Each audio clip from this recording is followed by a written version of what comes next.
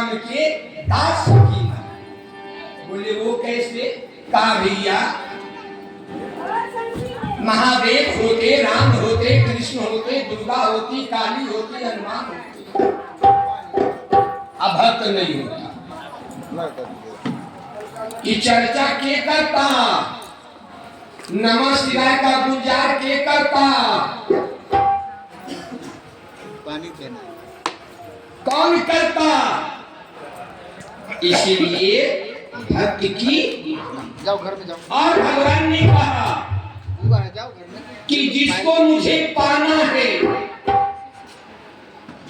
वह भक्ति के शरण में चला जाए, सत्संग में चला जाए। इसीलिए सूत्र है आपको दिया कि सात स्वर्ग एक वर्ग सुख धरी तुलाई क्लियं तुली न ताहि मिल सकहि जो सुख। तराजू के एक पलड़े पर एक स्वर्ग नहीं रे माई, सात स्वर्ग के सुख को रखो, और दूसरे पल्ले पर चर्चा सत्संग को रखो। कभी सात स्वर्ग का सुख इसकी बराबरी नहीं कर सकता, सातों स्वर्ग की स्तुति मिलकर इसकी बराबरी नहीं कर सकता। बोले क्यों नहीं करेगा? बोले जहां भक्ति गुरु कथा कहे कहे गंग की धार, वहां प्रभु श्रवण करे सतयुग से उद्धार। सतयुग कहा, कभी विचार किया? लोक अनेक है, साकेत है, क्षीर सागर है, बैकुंठ है, गोलोक है। याद रखना, इसी में समय खपा मत दे। उठो ऊपर, गुरु का काम है अधोगति से ऊर्ध्व गति की ओर ले जाना। जहाँ सबसे ऊपर जो सतलोक है वहां से परमात्मा आकर के यहाँ विराजमान होते हैं, श्रवण करते हैं कथा का। सोचो जिस सत्य पुरुष आकर जिसने सारे ब्रह्मांड को रचा और सारे ब्रह्मांड को गोद में रखा है, पेट में रखा है, हाथ में रखा है, उसकी सुखी वर्णन कौन कर सकता? बोले वो सुख हम चाहते। गुरु के पास जब आए, गुरु जी ने पूछा बेटी तू क्या चाहती? हमरा ऐसा नहीं है, कहलक हमरा मकान दे दी है, दलान दे दी है, बेटा दे दी है, बेटी दे दी है। परमात्मा मानने की तो कल्पना ही नहीं। अबे सौंप दिया,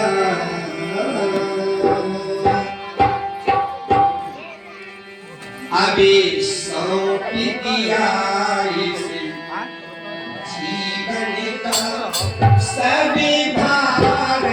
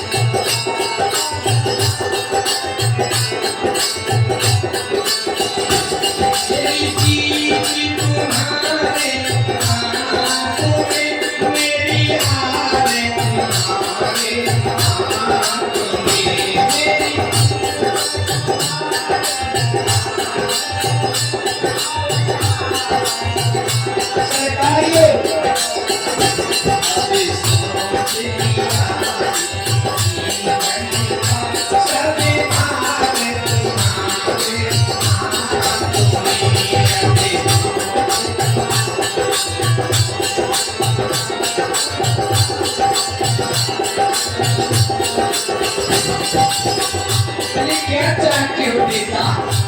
सरकार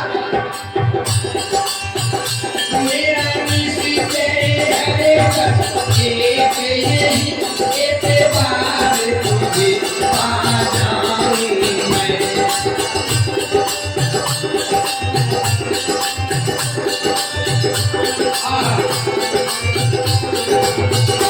मेरा पीछे है बस एक यही एतबार तुझे पा जाऊं मैं।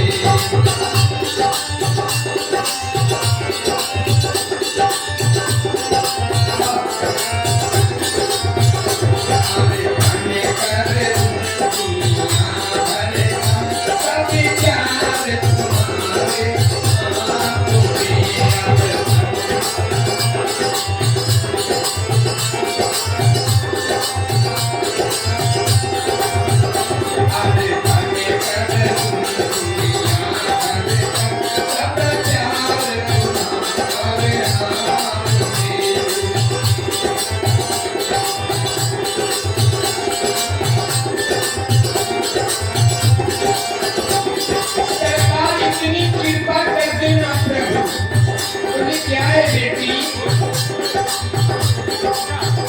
ये उत्तर के लिए रहे तो ऐसे बने ऐसे जल्दी या भूल रहे।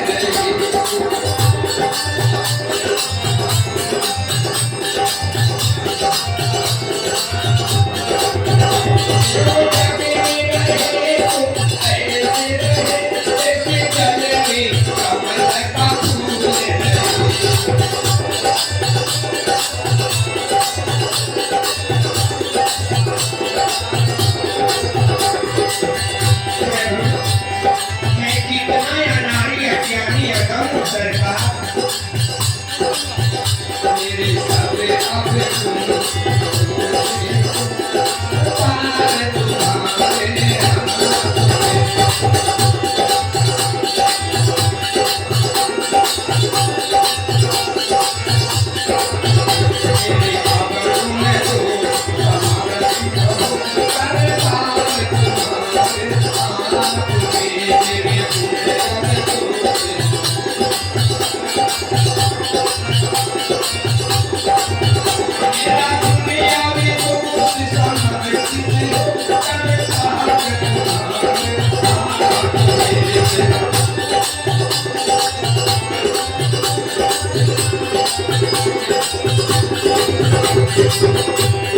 अच्छा ये बता,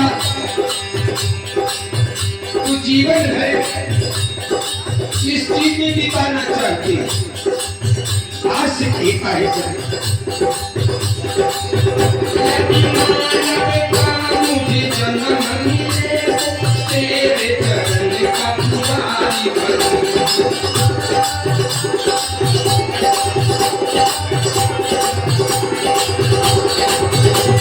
सरकार इसी जन्म तक नहीं, ऐसी रिश्ता रखो अगले जन्म में मानव बनाना, ताकि मैं पुजारी आपके चरणों का बनूं।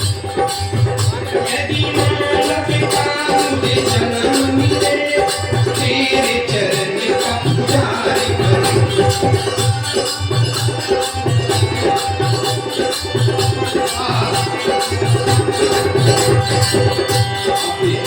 तुम्हारे हाथ में है हार तुम्हारे हाथ में।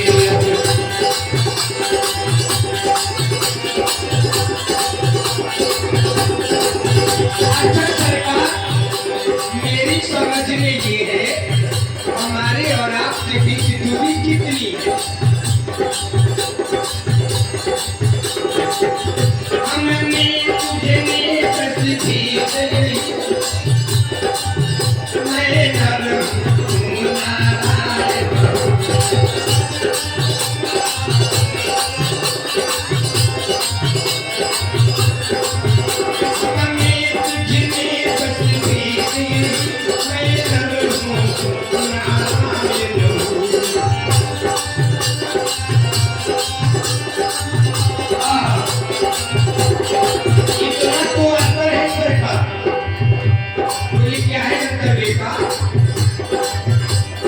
तुझे संसार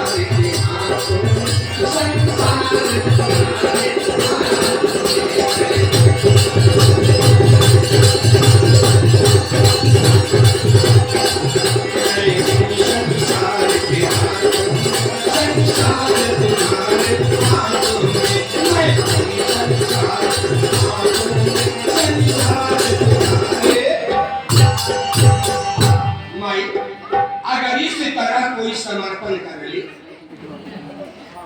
ऐसा हो ही नहीं सकता कि सदगुरु परमात्मा की कृपा न हो जाए।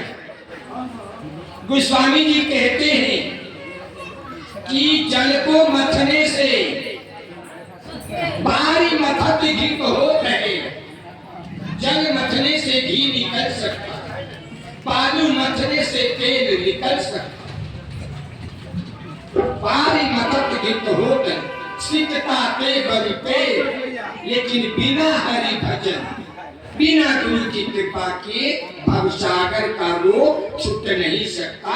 अगर जिसने भजन किया, समर्पण किया, परमात्मा उसकी अनदेखी न करते। कि परवल प्रेम के पाले पढ़कर, परवल प्रेम के पाले पढ़कर प्रभु का नियम बदलते देखा, अपना मान तले तल जाए पर भक्त का मान न उल्टा काम कर लो। एक छोटी सी कथा बड़ी मार, अगर धर्म पर चलते रहो, गुरु को हृदय में धारण किए रहो, सारे कार्य वही करते। पांचों पांडव द्रौपदी 12 वर्ष वनवास के लिए चले गए। जब धर्मराज युधिष्ठिर जाने लगे, पांचों पांडव, मैया द्रौपदी, हस्तिनापुर के कुछ भक्त लोग थे, उनके पीछे है। बोले महाराज, मैं आपको छोड़कर हस्तिनापुर के सुख का पान नहीं कर सकता, दुख और सुख आपके साथ भोगेंगे, लेकिन साथ धर्मराज जी महाराज ने बहुत लोगों को समझाकर विदा कर दिया, लेकिन सुधीर भैया, सुरेश भैया, श्रवण भैया, आप लोग दीदी जैसे कुछ कट्टर थे, कहा ना हम नहीं लौट सकते। बोले बड़ा कष्ट होगा, बोले कोई बात नहीं, चाहे कांटों पर मुझे चलना हो, चाहे अग्नि में मुझे जलना हो, चाहे छोड़ के देश निकलना हो, पर मन नहीं डगमग। चाहे बैरी जग संसार बने, चाहे जीवन मुझ पर भार बने, चाहे मौत गले का हार बने, रहे ध्यान तुम्हारे। कुछ लोग गए, धर्मराज युधिष्ठिर के सामने एक जटिल प्रश्न हो गया कि वन में मैं पांचों पांडव के साथ साथ एक प्रबुद्ध भक्त लोग हस्तिनापुर से मेरे साथ आए, इनका भोजन छाजन की व्यवस्था कैसे बनने लगी। उन्होंने गंगा स्नान किया और भगवान भास्कर सूर्य देव को निवेदन किया, प्रार्थना किया। छठ व्रत की उत्पत्ति का एक कारण यह भी है, भगवान सूर्य ने एक अक्षय पात्र दिया, अक्षय पात्र जिसका क्षय न हो सके, अक्षय पात्र, और कहा कि धर्मराज, इस अक्षय पात्र से जितने लोगों के लिए भोजन की मांग करो उतने भोजन देगा, उतने लोगों। और दूसरा, जिस चीज भोजन के 3 प्रकार के भोजन है, चबाकर भोजन करने वाले, चूस कर भोजन करने वाले और पी कर भोजन करने वाले, आप जितने प्रकार के भोज्य पदार्थ है जो मांगोगे ये देगा। लेकिन एक शर्त, द्रौपदी अगर भोजन कर लेगी और बर्तन मांज कर रख देगी, तब उसके बाद भोजन,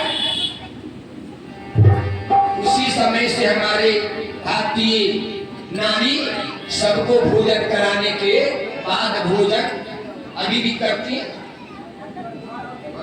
बंदे करता है। अभी मच्छी खोजे खाओ और दुश्मन खोजे दाव।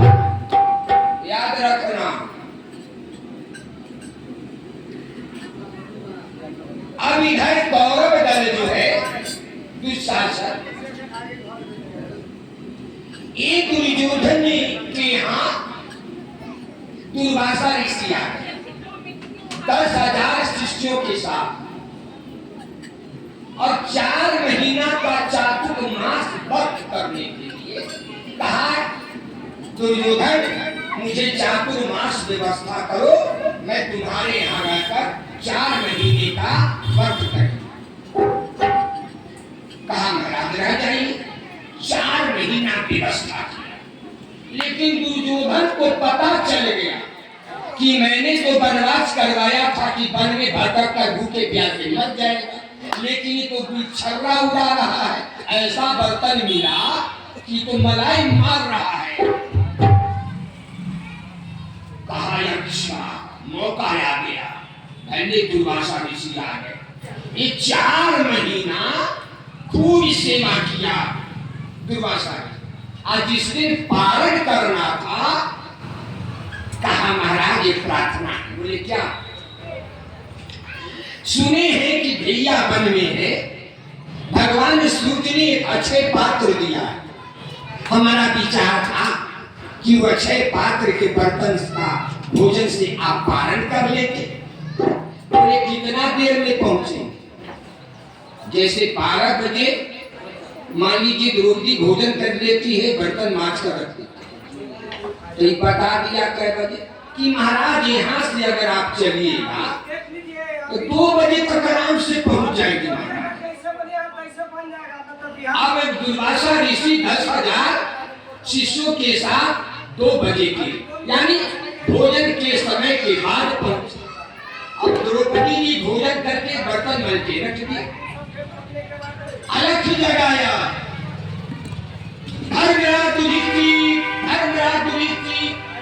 शिविर से निकले देख बोले महाराज।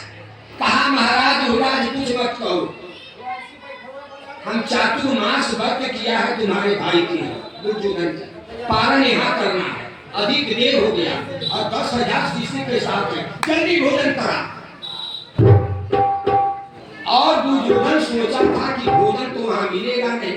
आज दुर्वासा ऋषि बहुत क्रोधी ऋषि थे, तुरंत में श्राप देकर उलट पलट देते थे।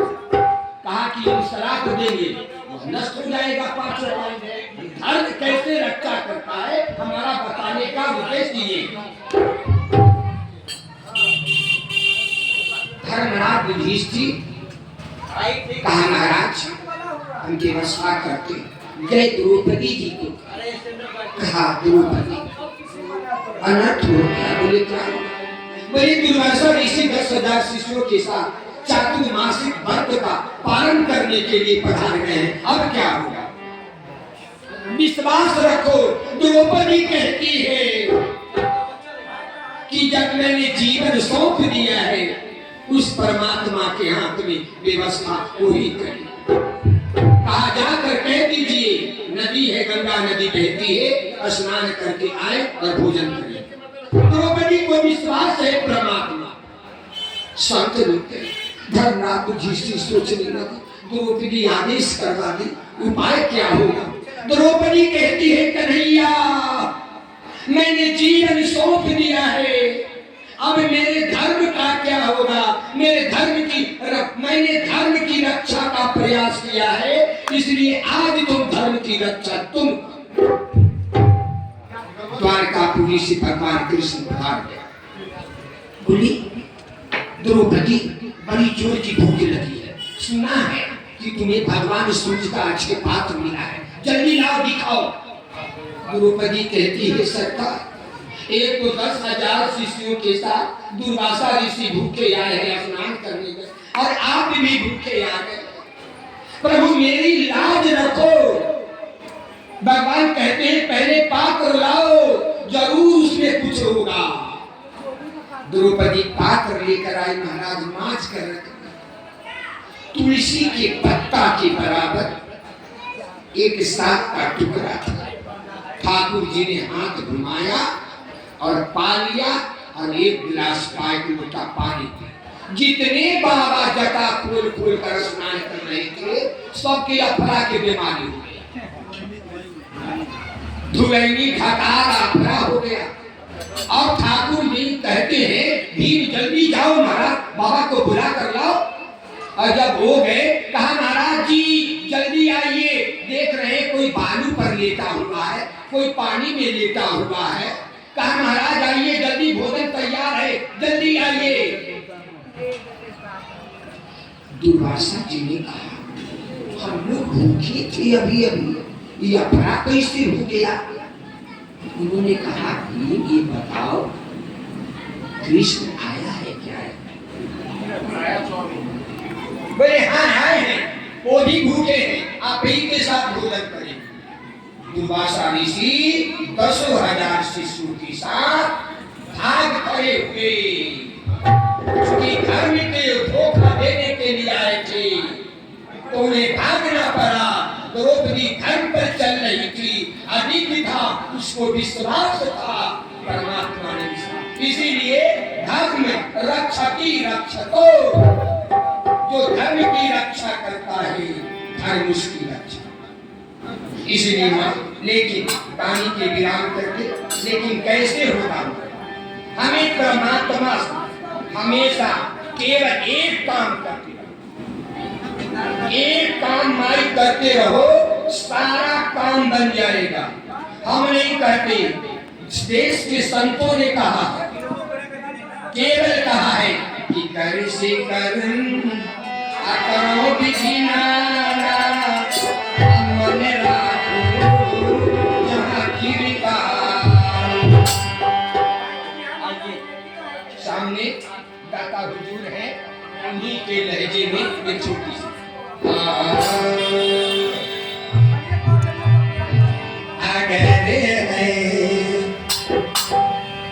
सौखी मिली का तो हरदम लो लगाते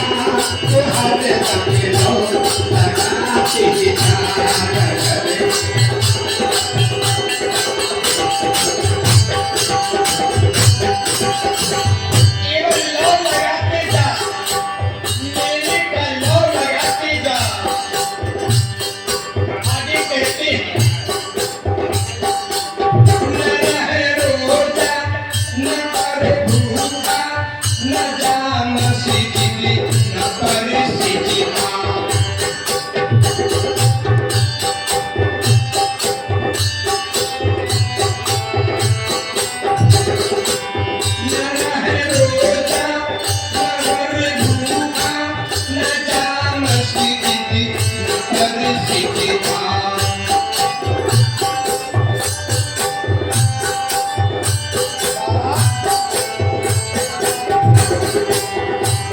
क्या करें? कहा गुरु के दरबार में आकर इस महफिल में आ और गुरु के शब्दों का शराब पीला। गुरु का तोड़ दे गुरु का शराब शौक पी।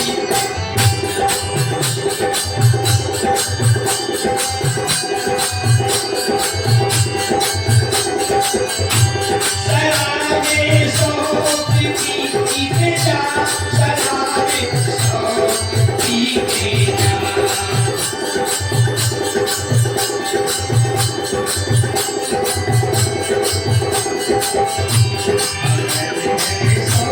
मिलने का तो हर दम लगाते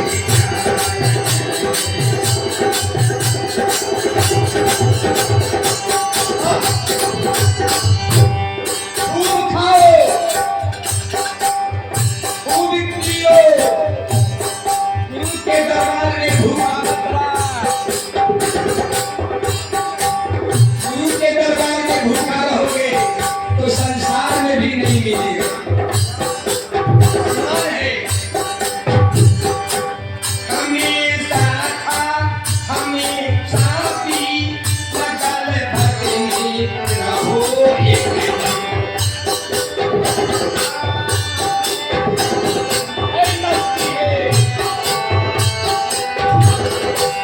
हमेशा खा हमेशा पी मगल भजनी रहो एकदम।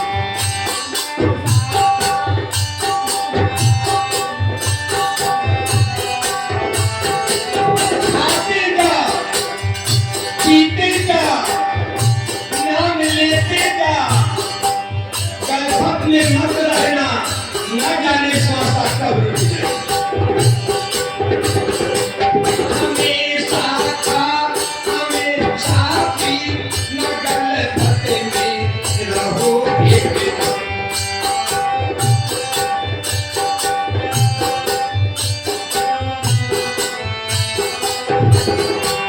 नशेनी सैर करे अपनी नशेनी सैर करे अपनी खुदी खुदी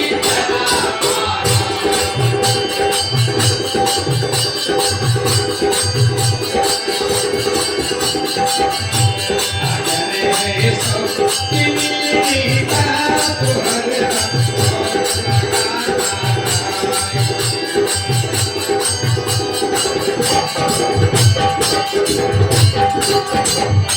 भैया चल भैया कहे मंसूर मस्ताना। ये हमारे सूफी घराने के शिष्य थे अर्थात हमारे हिंदू घराने के संतों के शिष्य थे जिन्हें सूफी कहा जाता। कहे मंसूर मस्ताना हक दिल में मैंने पहचाना। वो तो तेरे दिल में है अब पहचान में आ गया। यही मस्ती का मैं खाना। कौन कहता है चर्चा में भजन सत्संग में जाने से क्या मिलता है? अंधे बहरे तुझे क्या पता है इसमें क्या नहीं मिल रहा है? देखो तो यही मस्ती का मैं खाना इसी के पीछे आते।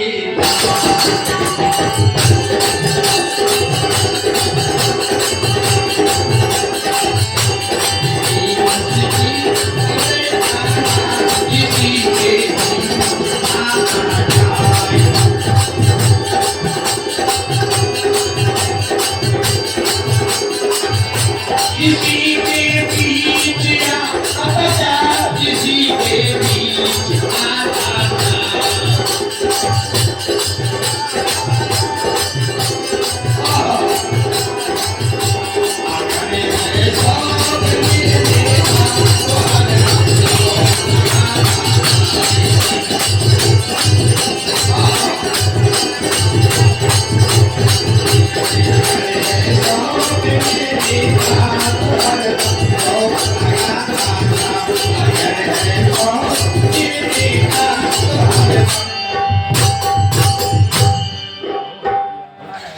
बोले हर हर महान। इसी तरह लौ लगा रहे एक बिटिया